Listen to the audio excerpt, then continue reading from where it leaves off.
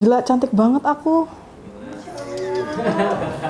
Gara-gara kameranya bagus banget. Itu Dia yang puji siapa, Bu? saya lah. Hai Sobat UMPR, nama saya Ibu Ika Safitri Windiarti, STMN PhD.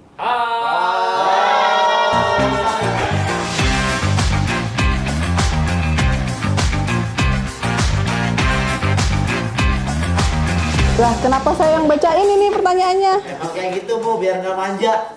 Aduh, saya kocok dulu ya. Waduh, kayak kartu. Saya tiap hari main Uno sama anak saya. Oh, iya. Dari mahasiswi pendidikan ekonomi Stikip Muhammadiyah Sampit. Halo Sampit. Pertanyaan dia, tapi nggak ada namanya ini. Sebut saja Bunga. Mau bertanya, apakah bisa pindah ke Universitas Muhammadiyah Palangkaraya? Pada prinsipnya bisa saja pindah ke UMPR. Silahkan untuk mendaftar di tempat kami. Prosedurnya sama, nanti nilainya akan dikonversi, tapi masih dalam jenjang yang sama ya. Misalnya sama-sama S1 Pendidikan Ekonomi, kemudian tinggal menambah beberapa mata kuliah yang memang belum ditempuh, termasuk di dalamnya skripsi. Ada satu lagi syarat tambahannya, yaitu prodi yang sebelumnya itu harus akreditasinya sama atau di atas prodi pendidikan ekonomi di tempat kita. Prodi pendidikan ekonomi akreditasinya apa, guys? B. Ya, sudah B. Jadi prodi asal harus minimal B atau A. Ya, kalau yang C, mohon maaf tidak bisa kami terima. Begitu. Dari Ija Nuryakin, ya, saya nggak tahu ini apakah mahasiswa kita atau calon mahasiswa. Sepertinya sih calon mahasiswa ya. Apa yang menjadi daya tarik Universitas Muhammadiyah Palangkaraya? Apa? Ada yang bisa jawab? Bu. Ya, betul. Salah satunya. Lokasi kita adalah di tengah kota ya. Sangat mudah untuk terjangkau transportasi. Kemudian apa lagi? Akreditasinya. Oh, ini yang paling penting, Bu. Akreditasi kita secara universitas sudah B. Prodi Administrasi Negara dengan Magister Administrasi Publik itu sudah A. Sebagian besar yang lain prodinya B. Dan yang lain masih dalam proses akreditasi. Jadi buruan masuk ke Universitas Muhammadiyah Palangkaraya. Ingat, bulan Januari sudah dimulai pendaftaran mahasiswa baru untuk tahun 2022. Bagaimana pola pendidikan agama bagi non-muslim atau sepertinya Kristen ya di Universitas Muhammadiyah Palangkaraya.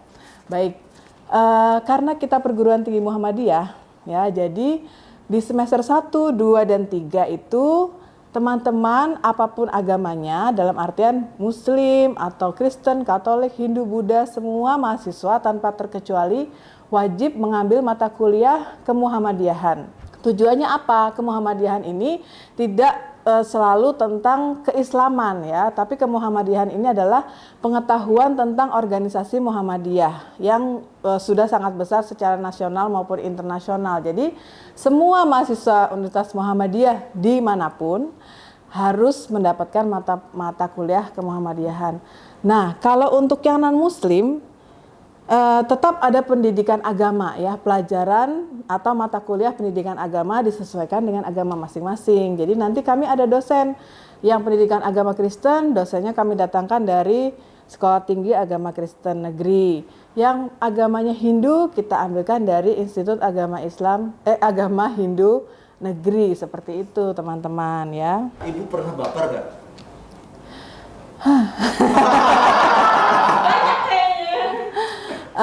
Sebenarnya gini ya, baper itu manusiawi ya. Semua orang itu pasti pernah merasakan kegelisahan atau kegalauan yang berlebihan begitu.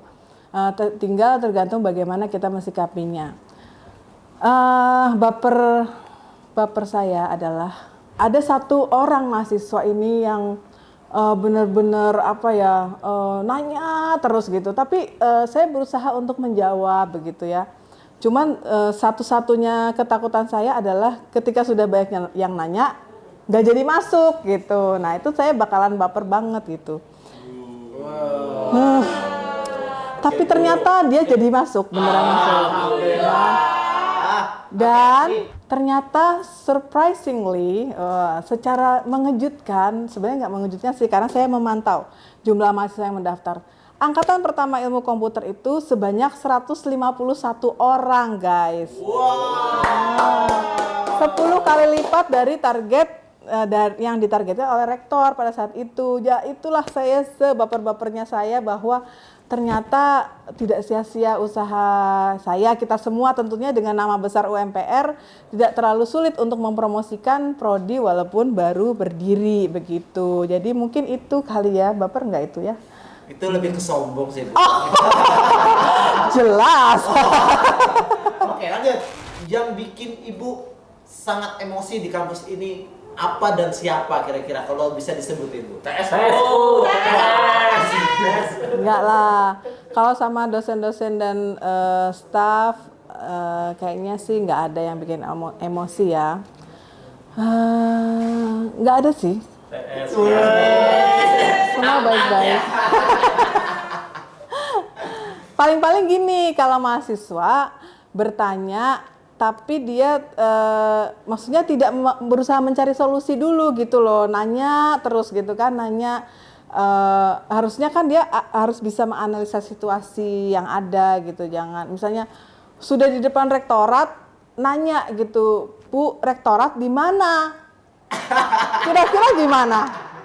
Padahal sudah jelas-jelas ada tulisan rektorat gitu kan, jadi ya di sini Mas gitu ya kan. Tapi saya tahan emosi gitu. Apa sih alasan UMPR untuk memindahkan sebagian fakultas ke kampus 2? Universitas Muhammadiyah Palangkaraya menyiapkan gedung baru untuk ada 2 fakultas yang akan kita pindahkan ke sana ya.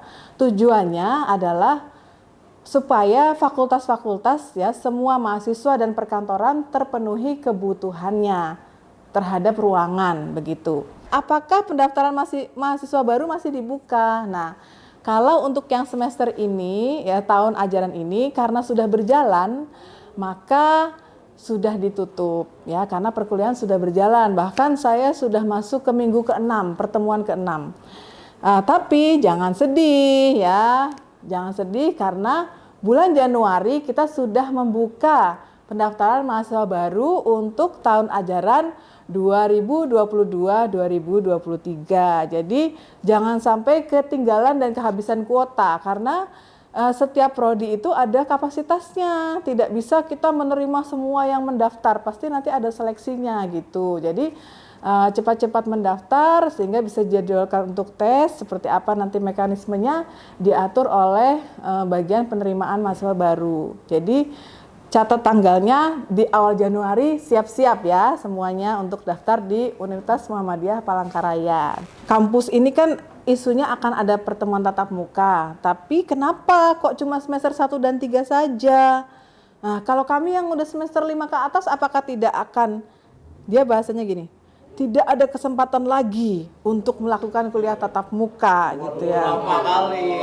Lalu, apa saja rencana dobrakan kampus untuk kami mahasiswa di masa pandemi supaya bisa melaksanakan tatap muka seperti biasanya? Mohon maaf apabila ada salah kata, saya maafkan.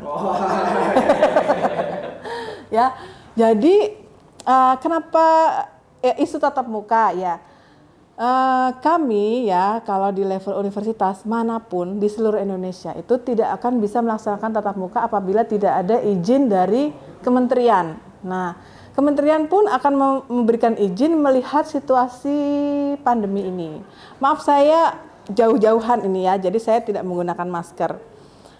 Jadi sudah social distancing, mereka dibatasi oleh tembok Berlin gitu ya. Segera memang kita akan melakukan tatap muka ya, mudah-mudahan dalam minggu depan, entah minggu keberapa nanti kita bisa memulai perkuliahan tatap muka. Nah, kenapa hanya semester 1 dan semester 3 yang tatap muka? Bukannya hanya sebenarnya, tapi kita prioritaskan untuk mahasiswa semester 1 dan semester 3. Why? Kenapa? Ya.